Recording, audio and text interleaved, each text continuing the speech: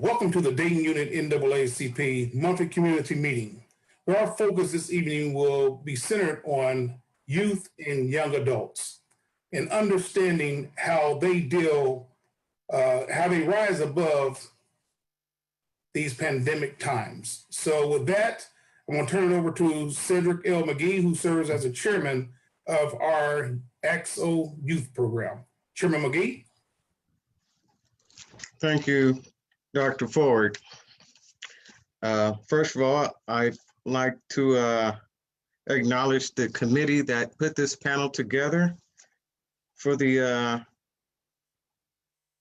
how youth and young adults rise above pandemic times. So those on the committee are Nathan Shields, Pam Sloan, Carolyn Perkins, Dr. Forward, Tawana Branham, Tiffany Roy, Tanea Bailey, LaDonna Hayes, Shemaiah Benton, Tyler O'Neill White, and myself, Cedric McGee. Thank you for putting this pandemic panel discussion together. I also like to acknowledge our panelists that you will hear from for today. We have with us today Dr. Ari Rose Devine, CEO of Sovereign Efficacy. We have Brianna T. Abram from Thurgood Marshall STEM High School. We have Thelma Chandler, clinical consultant for the Wright-Patterson Air Force Base. We have Deja Demings, executive director for Dayton Young Black Professionals. We have Deasia Johnson, a senior student, criminal justice major at Alabama A&M University. We have Tanaya Bailey, president of the Youth Council for Dayton NAACP. And we have LaDonna Hayes, president of Little John Junior Youth Council of the Dayton NAACP. And with that, I'd like for each of those panelists to share a little bit about themselves. Just keep it to 2 minutes, please. So we'll start with Dr. Ari Rose Devine. Hello, I'm Ari Devine. I'm the CEO of Sovereign Effulgence, AKA SOE for short. Our business is based around the wealth and wellness of our people. So we teach meditation, we do spiritual therapy, we offer everything that you can think of in the wellness platform. I am a herbalist as well, so we have an apothecarium at our store. We understand that to be wealthy and to carry generational wealth, you must be well. So we start with the wellness aspect, and then we also offer wealth coaching, whether that is for your personal business or, for your personal self or for your business or corporation. So we have different businesses that we work with and help outline and give them a team. When you're starting a business or when you have an established business, oftentimes you don't have a team outside of self. And so we act as that team for you. And then we also represent artists of all sorts. And we understand the wealth aspect of art as well. So be well so that you can be wealthy and pass that generational wealth down.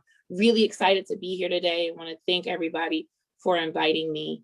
And I'm in school getting my PhD. I'm not a doctor yet. I did not send that in, but some of the people in my community call me doctor for short because I do heal people with herbs and therapy. But I just wanted to clarify that. All right. Thank you so much. Thank you very much. Next, if we could have Brianna Abram, just tell us a little bit about yourself. Hello, everyone. Good evening. My name is Brianna Abram. I am a licensed therapist. I've been working with the high school youth, or the teen youth rather, in the Dayton. If you could turn up your mic a little bit. I'm so sorry. hear me a little bit better now when I don't have the headphones in? Okay. Thank you for that. So I'm sorry, let me start over. Thank you for having me. I'm Brianna Abram. I am a licensed therapist, and I've been working with our teen youth in the Dayton Public School systems for about 6.5 years now. And I have almost 11 years experience working with youth of all ages, supporting and serving them. So thank you so much for having me today. Thank you. And if we could have Thelma Chandler, introduce yourself. Yes, hi, good afternoon. Cheers to all. Thanks for having me to be a part of this event. I am civilian clinical consultant for civilian employees and their family member at Wright-Patterson Air Force Base. I also have my own private practice, Life Moment, that focus on military families. I am excited to talk about this topic today. Thank you. Thank you. We have Deja Demings. Hello, happy to be here. Thanks for having me. Thank you so much, Tiffany, for everything that you do. My name is Deja Demings. I am the executive director of Dayton Young Black Professionals, amongst other things. I'm a proud product of HBCUs, also DPS, TED speaker, community engagement, whatever you want to call it. I simply am here to make a positive impact and give hope for humanity. So anything for the people, by the people, with the people. Thank you. Awesome. We have Deasia Johnson. Hi, I'm Deasia. I'm a senior. I've been at A&M for 4 years. I major in criminal justice, and I am looking to graduate this spring. Thank you for having me. Awesome, awesome. Both of my parents went to Alabama A&M, so go for that. Tanaya Bailey. Tanaya Bailey, is she on? Okay, LaDonna Hayes. Hello, my name is LaDonna Hayes. I am in 8th grade. I'm 13, and in my free time, I like to read books. Awesome. So that is our panelists for tonight. And before we get started, for those that are watching live on Facebook, you should be able to send your questions to a chat box. And those in the Zoom, we ask you to send your questions to the chat box as well. And please stay muted as the panelists are making their discussions, please.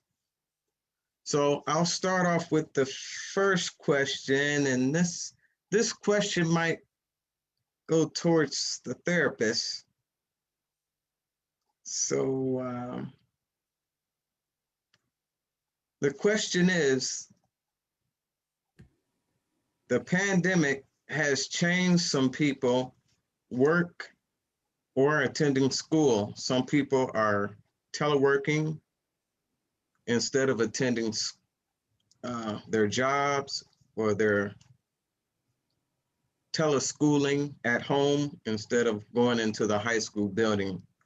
So therapists, what are some tips that you may have for someone trying to have that work life or school life balance during the pandemic? I guess I'll pick on, let's start with Thelma Chandler first. Yes, I forgot to mention also, I have over 20 years as a licensed clinical provider in the mental health.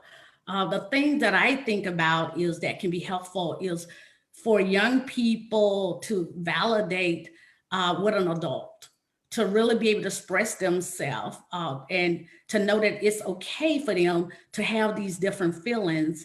There's been a lot of losses. There's been a lot of changes, and young people being okay with talking about their feelings and recognizing the signs, their feelings, I think is one thing, but is not to isolate themselves, is to really be a part of activity, friends, and look at those leaders, those young people that can connect with each other so that they can form their own inner circle of connectiveness so they don't isolate.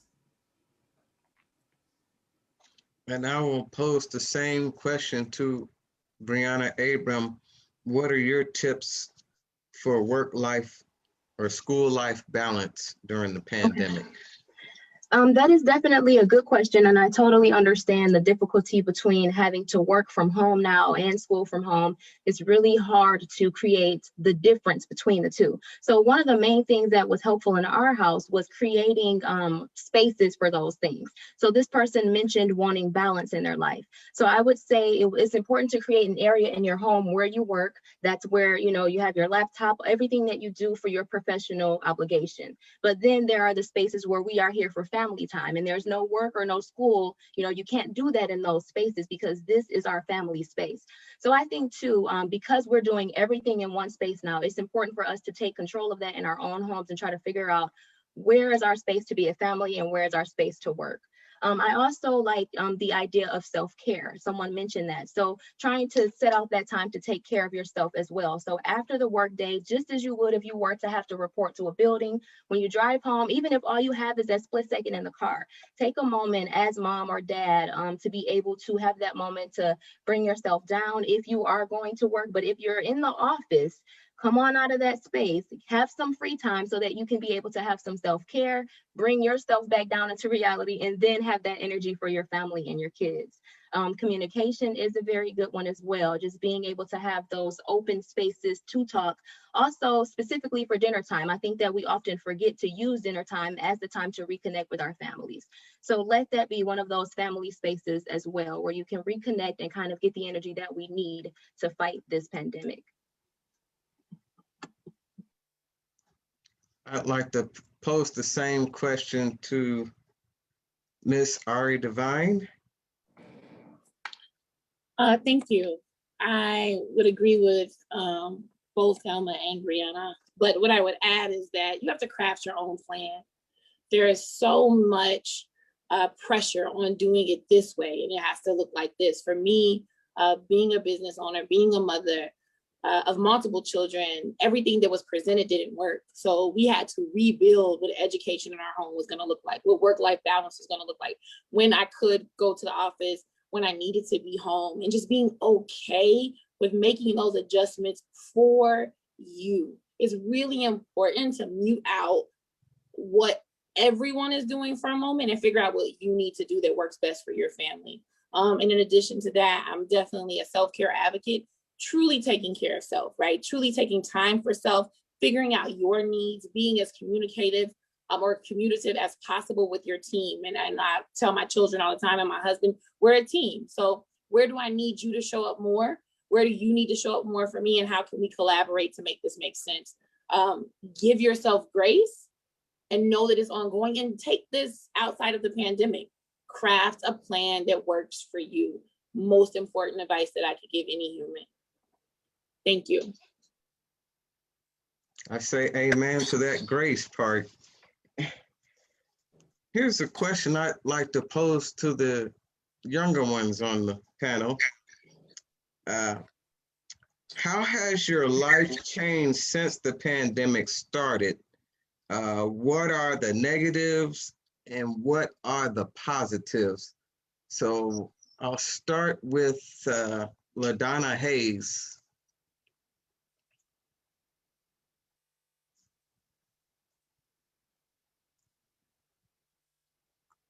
LaDonna Hayes, are you muted or? Okay, well, I'll ask that same question. How has your life changed since the pandemic has started? What are the negatives and what are the positives? And I'll pose that question to Tanea Bailey. Hi, can you guys hear me? Yes. Okay.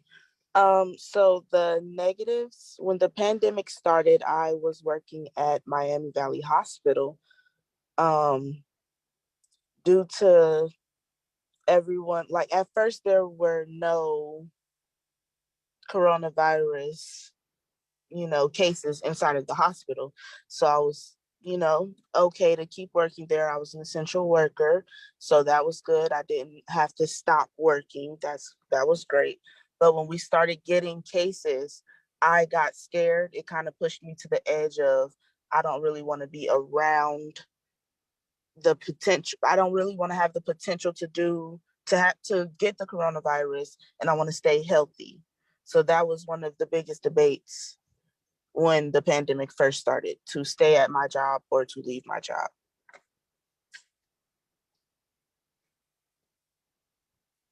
Very good. And as a young adult, I like to pose that same question to, say, Deasia Johnson. How has this pandemic changed your life, and what are your negatives and what are your positives? I would say negatively, the pandemic changed my senior year of college. I don't feel that I got the experiences and the joys that most people should have. During my last year undergrad, everything was virtual, and some stuff you just can't do via Zoom. So I feel like we kind of got cheated out of a senior year. Like, you spend all that time in college, and then I made it to the end, and right before the semester began, it just changed everything. Even now, like, I don't even know if my whole family will be able to come to my commencement ceremony because they don't even want to give us more than 3 tickets. Positively, though, I can say it helped me with my time management, because COVID came and you kind of like, school forced you to kind of go home.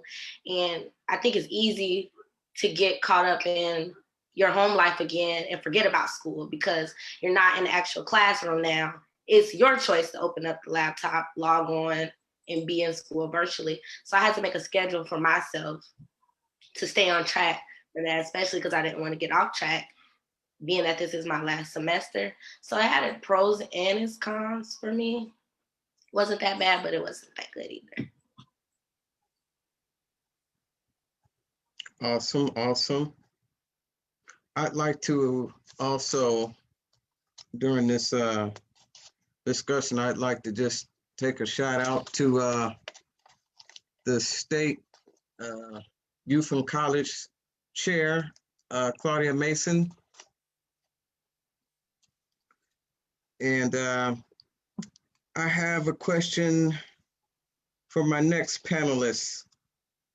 I think you kind of alluded to it earlier, but I'll pose this question to you like this. The pandemic has affected health treatment with a wide disparity among Black and Brown youth and young adult communities. How would you encourage African Americans that it's okay to seek help, that it's okay to seek treatment or to seek vaccination, for example? And so I'll pose that question to Thelma Chandler. I would say first is to listen to their fears, just to listen, because having an understanding of people feeling in their thoughts is very important. And it's not so much to, providing, once you understand a person, maybe their fears, a better understanding, you could provide better resources.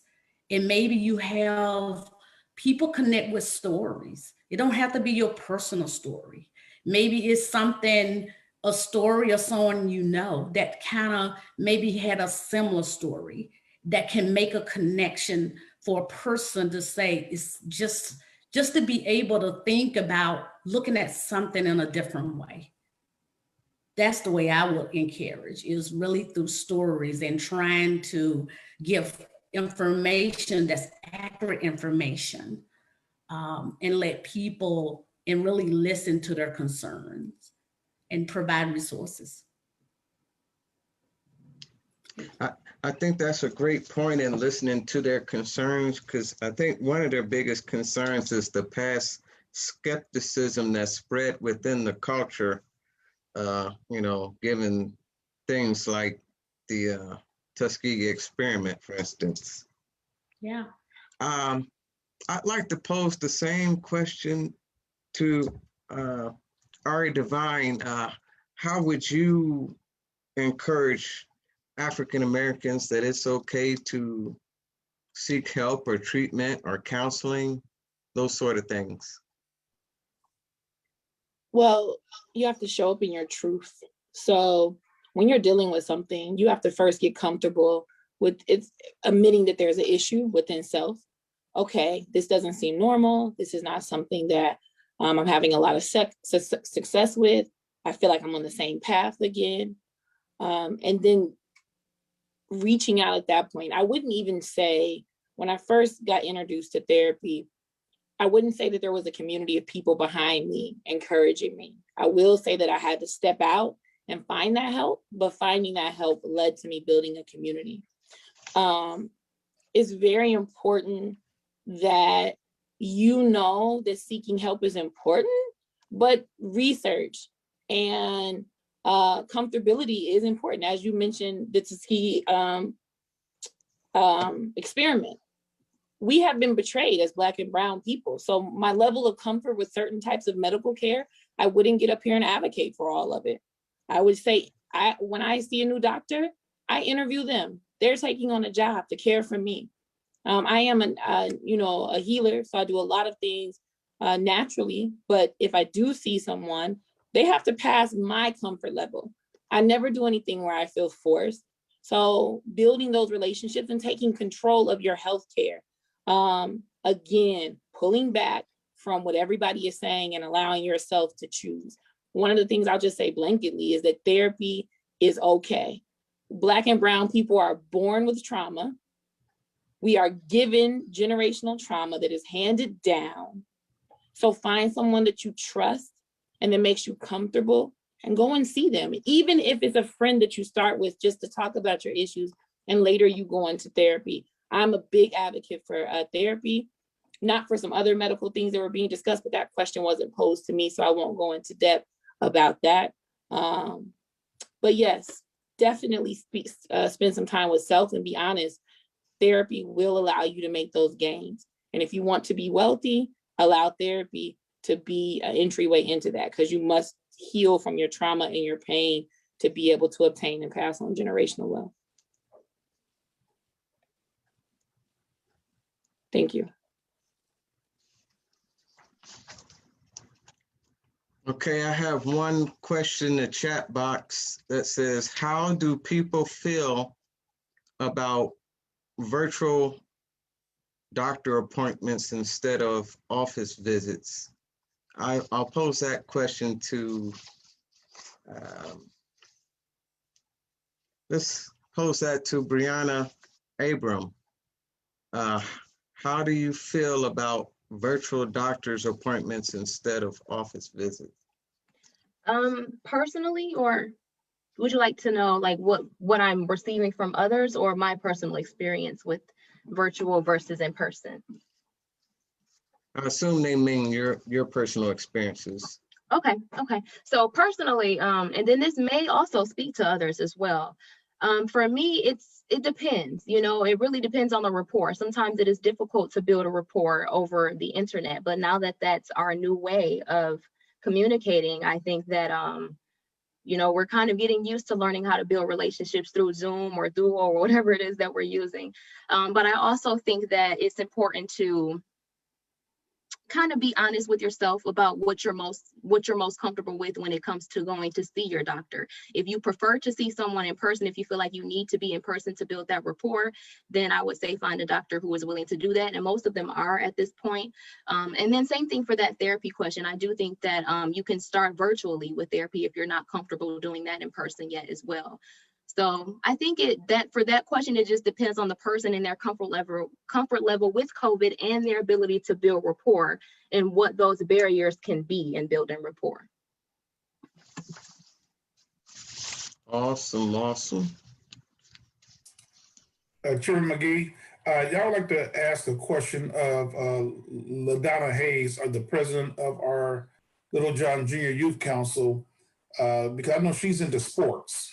So I want to see how it affected her from her being in sports and not being able to fully participate. If she's on the line, I see she's here, but I'd like to hear from her if she's able.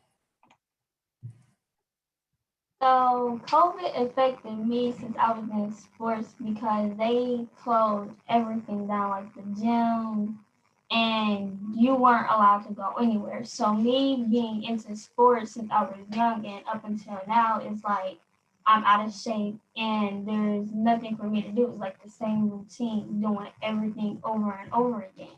But when it was with sports and I could actually go to school, then there were things that I could do, not every time, but not continuously the same thing every day. So since I couldn't do sports, I will basically just be sitting home, basically watching TV and doing my work because my mom, she wouldn't let me do sports. Even though they opened it back up, my mom is very cautious about that. So I couldn't do that and I still cannot do that. So once this is like all over, hopefully I could get back in shape so that way I could play sports and get back to the usual. But yeah, so I don't know.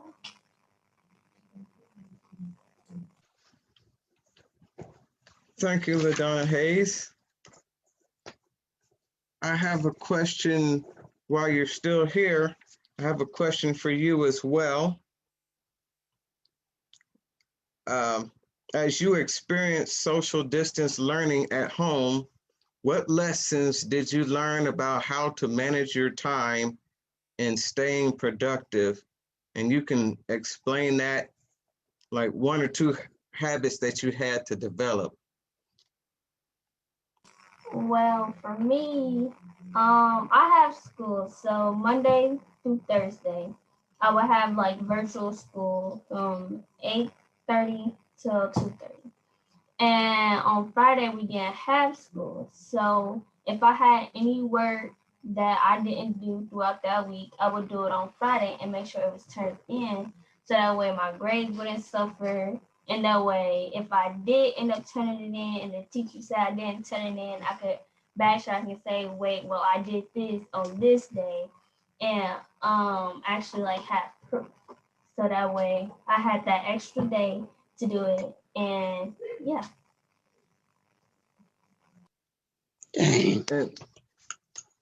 And in a young adult way, I also like to ask, as you experience teleworking from home, what lessons did you learn in how to manage your time, your work productivity, and 1 or 2 habits that you had to develop? And I'll ask that to Deja Demings.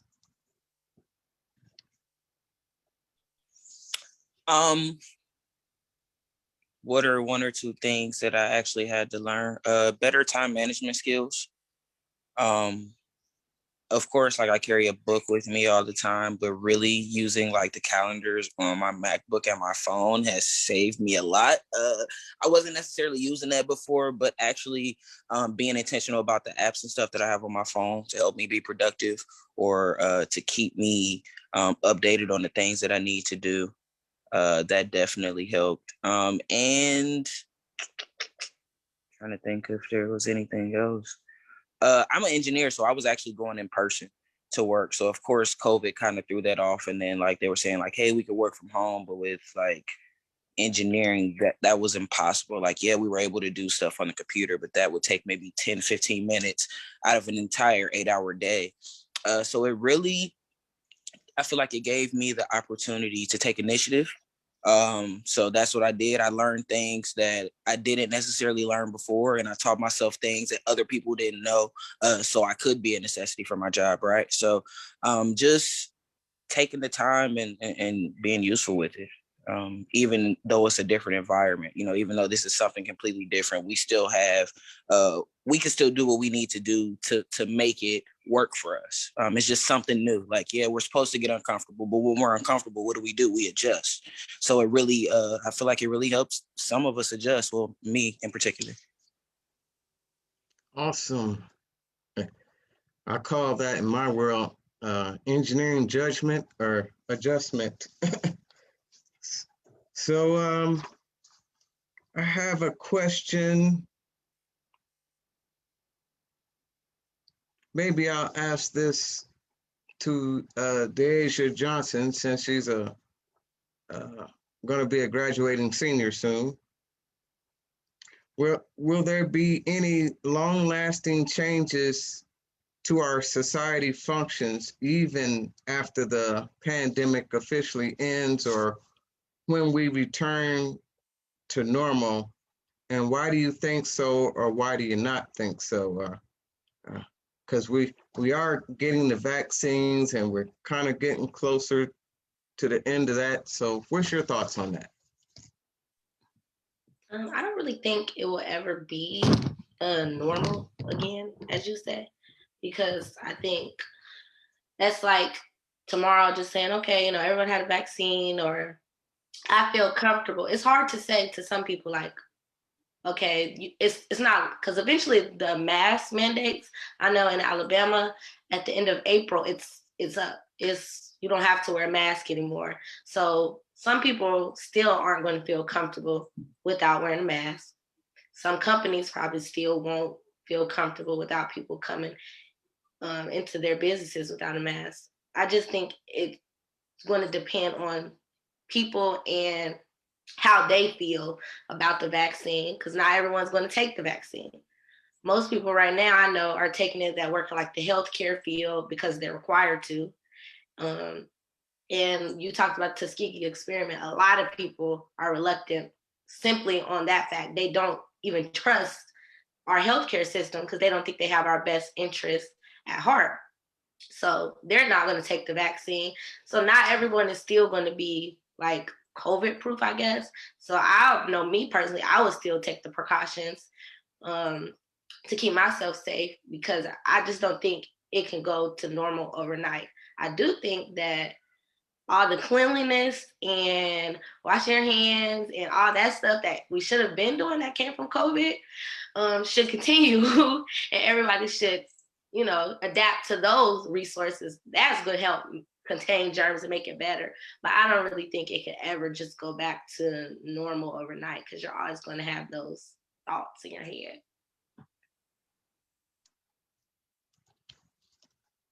Okay, we have another question. And I think I'll ask this one for Brianna T. Abram. Since you work in the school system, how do we keep students from getting burned out from completing assignments on the computer? Yeah, there is a lot of burnout and Zoom fatigue for sure, and that is a real thing. I do want to piggyback off of what Ms. Devine said. She had mentioned earlier, I want to say that she said, someone said understanding the student when one of those other questions came up. So kind of knowing what your student needs, knowing what their breaking points are, what their triggers are, giving breaks, of course. And then I do think too, being creative with how you're teaching. I know that there are lots of districts where there's a particular curriculum that has to be followed. But there are also ways to be creative in the classroom as well, even virtually. So I think that this is probably the best time to be more creative than we've ever been able to be before. So doing those things, I think knowing the student, knowing the triggers, and being creative in how you're teaching and giving breaks. Oh, also establishing goals and rewards. If children are able, or students are able to get incentives for some of those goals that they set for themselves, not only is it giving them purpose, and it doesn't make them feel like they're just sitting in front of the screen all day, but they kind of know exactly what they're working towards and what the reward will be once they get there. So I think that that would help as well. Awesome, awesome. I have a question for Claudia Mason.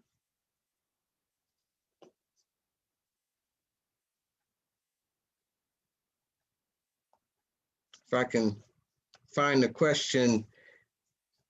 I'll try. The question for you is, since you're the chair of the state, are you hearing any issues from the youth and college students throughout the state? Issues of stress during the pandemic, or the students throughout the state of Ohio? What are you hearing from? Yes, I'm in a unique position. I'm also an educator. I teach at Meadowdale High School. I'm in charge of the Army JROTC program there. So we've gone from straight remote to hybrid, back to remote, and now we are face-to-face. Many of, I'll share this, and I rarely hear this, a lot of I teach high school, so many of my students have jobs. When we're doing remote, that freed their time up, and some of them, frankly, were not attending class. So, of course, many of the teachers, we had to adjust. We, of course, want our students to be successful. Some of my, hi, Ms. Demings, hello. But basically, we have to adjust. We have to adjust to them. Many of them were able to, they frankly prefer the remote because they were able to do the work even though they worked during the school day that we had remote. Unfortunately, when we returned to in-person, I've lost a lot of students. A lot of students remain remote. And for the most part, it's because they do have jobs. We don't talk about that much. I had no idea just how much a lot of our students depend on school. It's not just education and socializing, but many of them, that is their hot meal for the day. So when we went remote, we had to continue with the food distribution. That frankly kind of surprised me. I had no idea that, actually, I don't know why, but it just kind of hits you that this is huge. I had a lot of students, lost a lot of students just because they did not have that. With some of our students, not all of them, but far too many of them, school is sanity. School is the structure that they're missing. And when we went remote, a lot of, I can think by name of some students that I lost, frankly, to some bad influences.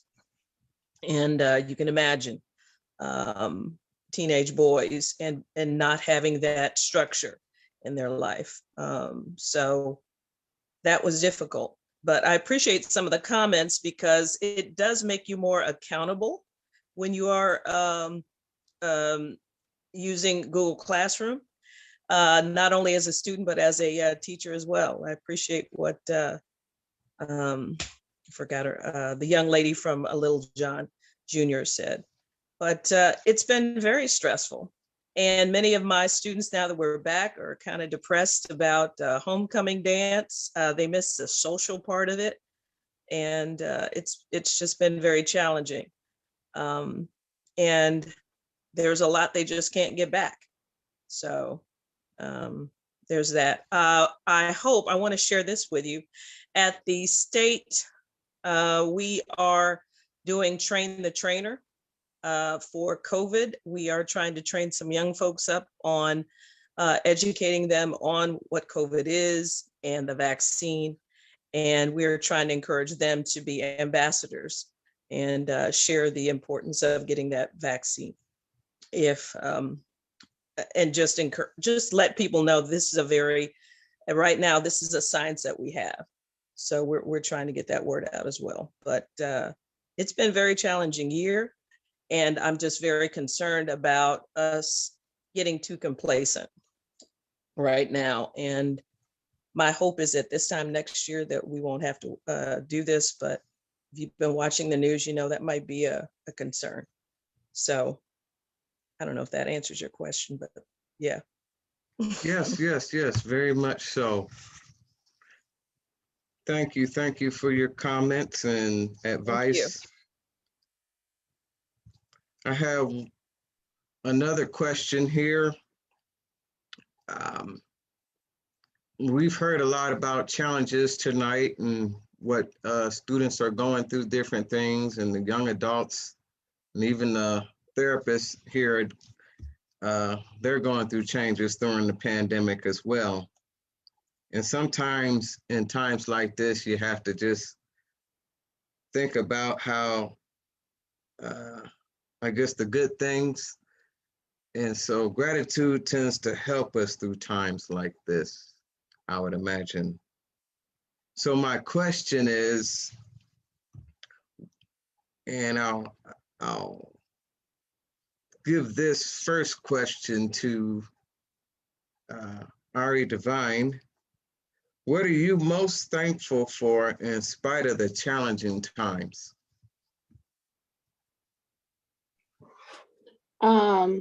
Most things, I'm thankful for an abundance of things. I'm thankful for my family. I'm thankful for the time that the pandemic gave me with them. I'm thankful for the ability to recreate what things look like. I'm thankful for the drive it gave me to start my own business, because the job I had when it began, it no longer fit my family dynamic anymore. I'm thankful for, everything that is, because I live in gratitude anyways. But when you were speaking, I wanted to say it's gratitude and it's resources. And a small, shameless plug to Dayton Young Black professionals who showed up in so many spaces during this time and will continue to do that, to provide the resources so that families are able to feed their families, get school supplies, donate computers, and just really were gap fillers in this. Because with gratitude for people like us that are here as the panelists, we can operate in gratitude all day. We are trained for this. We are made for this, maybe outside of the children. But for the community, resources allow people to have gratitude and gratefulness behaviors. I teach it, I preach it, but I know what it's like when you don't know where your meal is coming from, and to be grateful that you woke up. And as Ms. Mason was speaking about the disconnect of our children, of the parents, it wasn't good for me. I have 4 children in school. Nothing that was given to me worked for my family. And I'm grateful to be able to operate out of a place of gratitude, but I'm really grateful for those resources. And I guess so my biggest gratitude is to the resources that were available from the people in my community that look, feel, and understand what we are going through. Gratitude is a tricky thing. It's needed, but if you don't know how you're eating, it's very hard to uplift. So I'm grateful for all of the things. And I just really, I don't know if you were going to throw this question to somebody else, but I would really throw it to Deja Demings and allow her to express how she was able to operate in a space like this. And I know that she's a grateful person. Duly noted. Deja Demings, how would you explain what are you most thankful for in your resources as well? I am grateful that of course, I'm grateful for my family. I wouldn't be able to do it without them making sure that I was okay. But I'm really grateful that God gives me the strength to do things when I don't know or don't think that I can. And I'm grateful for that because that's just what it is. Most of the things, I don't want to say most, but a lot of things that I do, like, I'm like, yo, I don't know how this is going to happen. But it always is to serve the people, you know, and it's to show love to the people. So the fact that that always comes through, no matter if we don't have the funds, if we don't have the place, if we don't have the people, like, it always works out for the betterment of, you know, the kingdom. So I'm just grateful that, you know, God chose me to do what I'm doing. And gives me strength every single day to make sure that I am encouraging people like Ari, that I am encouraging my mentees at Go to Meadowdale, my alma mater, or, you know, encouraging my fellow HBCU future graduates, you know, just being in the positions that I'm in. So I'm grateful for my experiences, no matter good or bad. And I'm grateful that I'm also able to share them, you know, because no matter what people learn from what we go through, good or bad, right or wrong, it's always a lesson in it all. So I'm just grateful that I can always be a student to the game and a teacher at the same time. Awesome, awesome. I'd like to ask each of the panelists if you have any, well, not if you have any, can you please give us final remarks? So I'll start with LaDonna Hayes. Any final remarks that you can have benefited from this pandemic discussion tonight? Any final remarks you'd like to share?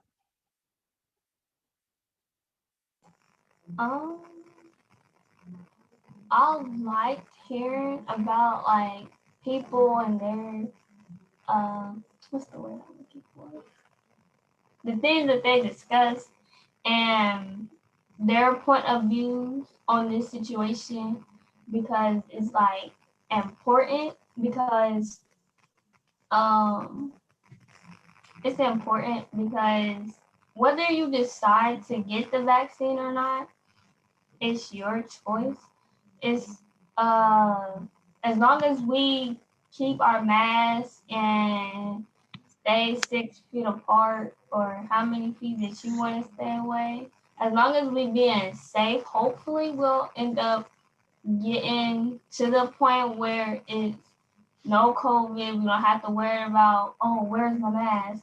Or did I forget anything? So I really enjoyed hearing about their experiences. Thank you, thank you. Tanea Bailey, if you could give us, Dr. Before we go to our next panelist, I just would like to give major kudos out to President LaDonna Hayes. She has grown up in the NAACP, has come to be a fine leader. She's still under the age of 13, and you know, just to see how she has matriculated through our youth program, and it's just been very amazing, and just very proud of her. Go ahead. Awesome. And Tanea Bailey, if you could give us final remarks.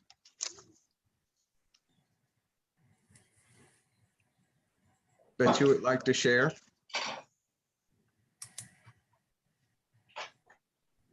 Tanea Bailey.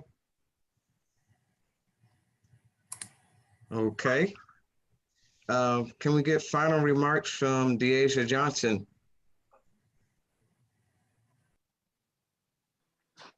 Yes, I would say that everybody stick to a plan. Don't lose focus in the pandemic, getting too much caught up in your own, you know, free time, or even putting pressure on yourself, because I keep getting the question a lot of like, what are your plans after graduation? What are you gonna do next? Like, and I try not to compare myself to other people. Success post-graduation, because some people do have big plans that COVID didn't affect. And then there's some plans that I had that COVID did come into play. And that has nothing to do with me or that I didn't, do enough. So I would say continue to look for resources that are COVID friendly, that will work remotely or in person. Like you said, protect yourself and just stay safe. Come on, Awesome, Miss awesome. DeAsia. Yes, as you can From see, my office. yes, as you can see, our youth truly rise above pandemic times. Can we have final remarks from Deja Demings? Yes. One thing that I will say is that as we get to shift the narrative of, Black people not being behind, but we know that sometimes we can't control that, but what we can control is asking for help. If anybody needs help with anything, if it's with talking to a doctor, you don't know anything about doctors, like ask somebody who's somebody that you can talk to. We're community, and that's what it's for. So just don't be afraid to lean on community when you need them, because none of us have been through this before. So it takes, someone asking the question, because when one person asks a question, it's really in 6 people's minds already. You know what I mean? So just not being afraid to speak up and have those conversations and figure out what part you play. You know what I mean? You never know how or when, people will be impacted by the things that you say or your experiences. So just being there for each other, tap into organizations like the NAACP, and make sure that you're able to get something from these conversations and the things that are going on, or any other organization in your community. Just be involved. So when things like this happen, you have a safe space where you can have the conversation and say exactly how you feel with people who understand you. And be kind to yourself. Most importantly, be kind to yourself. Awesome. And if we can have final remarks from Thelma Chandler. I would say rethink asking for help. We sometimes, as African American, we sometimes don't.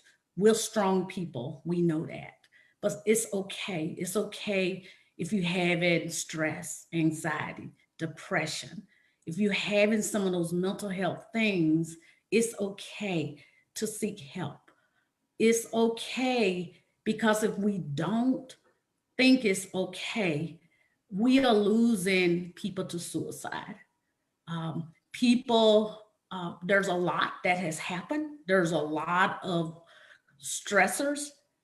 There's a lot people are dealing with, and people just having that ability to just talk, to validate, it's okay. We can all save lives. Suicide is real. I've worked with many young people because of the isolation and all the changes, has committed or maybe think about self-harm. So I would say just recognizing behavior and really seeking an adult, a caring adult, someone that you feel comfortable to talk about. Please do that. Thank you. Thank you. Final remarks from Brianna Abram. Thank you. I have a few, not too many, but I did see some questions in the chat. Some people noted questions about coping skills and resources in the school and things like that.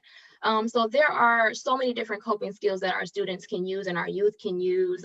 Be creative, whether it's music, singing, art, drawing. There are so many different creative avenues where we can cope. And then, there is deep breathing and meditation and mindfulness. So many different things that you learn in therapy. It's too many to even give you a list. But if you just Google the words, fun coping skills or easy coping skills, there can be, people make whole list of hundreds of things that people can do to just give them ideas of ways to uplift their spirits.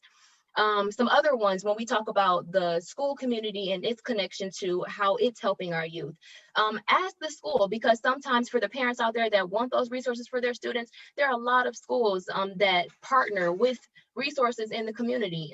Girls Lead, Girls on the Run, Victory Project for our young males. We have the Male of Color programs in the DPS schools. Therapy for Black Girls, melanin and mentalhealth.com. There are so many different areas where we are able to go and get these resources. If you don't see them in the schools, ask about them, which goes back to what everyone is saying about don't be ashamed, don't be afraid to ask for help. Another great coping strategy for a lot of my students is using the apps on your phone now, because students are always on their phone. So there are so many different apps that you can use, particularly Black-owned ones that are made for our ability to improve our mental health. So we have the Safe Place, that's a good one. The Shine app is another one that's a Black-owned app for mental health spaces for Black youth or Black people. The Liberate app is another one. We have Elevate, that's another one. And I think it's called like Minds of Culture or Minds of the Culture or Minds of Culture. But those are at least 5 different Black-owned apps that we can use on our phones right there, readily available. And they also actively teach you how to cope, what to do when you don't have a therapist. They help you find therapists that you can relate to. So lots of different areas that we can go to when we don't have those resources right available in our faces. Go and ask for that help. Get on your phone and Google some stuff. We always have access to that. And then in my own personal closing remarks, I would just say, everyone be encouraged, be loved, be light. You never know what someone's day is like. You never know what they've gone through, what they need to hear. So just walk in love, be willing to encourage someone. I know that we can't hug, but if there's a way to hug someone with words, please do that, because we need that right now. Thank you so much for having me. I really enjoyed being here today. Very awesome. Always great to have hugs. And our last panelist, if you could give remarks, Ari Devine. I first want to thank the NAACP for hosting this and allowing the space for this topic to be discussed. It's extremely important for us to have these conversations and know the importance of these safe spaces. Also, with that being said, I guess my closing remarks would be that it is extremely important that you find your outlets. As Brianna just gave these beautiful apps that you can go to, or these different resources that you may have learned today. Find what your space is going to look like, what your community is going to look like, and utilize that. Within your circle, be open to touch. If you have people in your circle that you are comfortable with, hug them, love them, kiss on them, speak life into them. I'm a herbalist, so I'm very much well protected. So I'm going out and giving space to lots of people for that. Touch is really important. I remember earlier, can you wave it? I remember earlier when we were talking about finding telemedicine, if that will work for you. In therapy, my first thing is usually to see that client in person and then maybe go digitally, because seeing someone, touching someone, hugging someone is not the same. So really just finding those spaces, using your resources and coming up with your own plan. Don't allow this to be a sentence that you feel like you can't get out of. You are responsible for your life. You make the rules. Do that. Take this time to recreate what you want your day to look like, and continue to be empowered. Continue to be what we are, the best of the best, and show up in the spaces that you're supposed to show up in. And I thank you so much. This has been delightful. Thank you very much. And as Dr. Ford mentioned earlier, I'm paying homage to these panelists tonight because they are all women and they did a fine job tonight. And with that, I'm going to turn it over to Dr. Ford. Thank you, Chairman McGee. What an outstanding job you have done this evening moderating this fine panel. And certainly want to give kudos to Chair Lady Tiffany Roy, who also helped put this together. You reached out to a few different people, like our distinguished speakers, Ari and Deja and Thelma. Everybody, it's called teamwork makes the dream work. So everybody had an opportunity to add value, to this much needed topic. And I just want to say thank you to all the panelists. You have enlightened, inspired, given much needed information to the community at large, because not only are people hearing this on this particular Facebook Live page, but they're seeing it on other Facebook Live pages. Just like WKEF, I see that they went Facebook Live as well. So you all have done an outstanding job this evening. You have totally informed the community. You have educated the community. Therefore, since you have informed and educated the community this evening, that's going to empower more people to make better decisions in their journey as they continue down the road in the days ahead. So panelists, thumbs up to all of you. We appreciate you taking time out of your busy schedules to make this a huge success. And then in addition to that, I just want to say that Tawana Branham, who also helped out with this as well, who's the co-chair of the Move Forward Thurgood Marshall High School chapter, also added value to this. I believe she brought in Brianna Abram, and so it's about teamwork. Right? It's about what can we do holistically as a community to help move the needle down the road, especially when it comes down to youth and young adults. So they are our now. They're not just our future, but they are our now. So we must take care of them now as we continue down this road. So next month, watch out for next month. We're going to be talking about criminal justice. That's going to be moderated by none other than Reverend Dr. David I. Fox, who chairs our criminal justice committee. And we have a national person that's going to be on that call next month that's going to talk about criminal justice reform and police accountability, something that we have been working on over the past year. Well, actually longer than that, but to really put some teeth into it regarding our 8-point strategy. So with that, I want to say, may God bless you. May God bless the NAACP, and may God bless these United States of America. Good night, everybody. Take care. Stay blessed.